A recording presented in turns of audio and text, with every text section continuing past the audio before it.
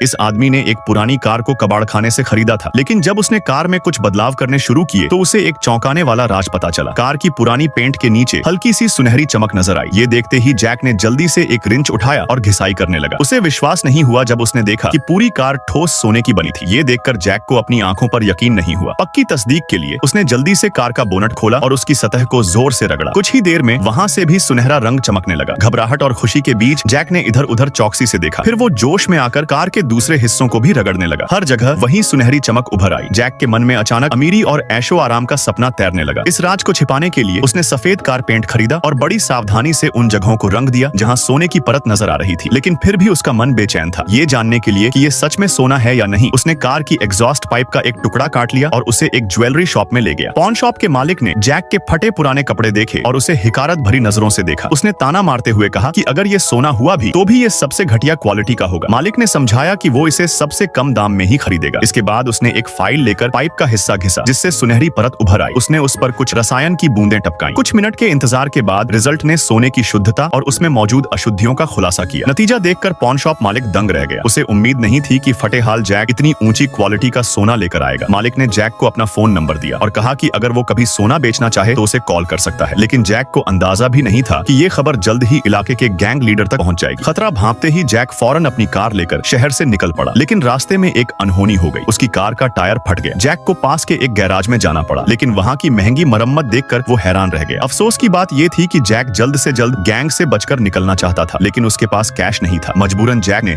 अपनी कार के exhaust pipe का सुनहरी टुकड़ा देकर मरम्मत का खर्च चुकाने की पेशकश की। शुरुआत में गैराज मालिक टॉम को यकीन नहीं हुआ, लेकिन जब उसने सोने की जांच करवाई तो उसे यकीन हो गया कि ये असली सोना है। इसके बाद टॉम ने जानबूझकर जैक को किनारे बैठने को कहा। इस दौरान उसने अपने स्टाफ को कार को वर्कशॉप के अंदर ले जाने का आदेश दिया। मैकेनिक्स ने कार को ध्यान से चेक किया और जल्द ही उन्हें कार का राज पता चल गया। उनमें से एक ने फौरन टॉम को यह खबर दी। ये सुनते ही टॉम के चेहरे पर लालच भरी मुस्कान फैल गई।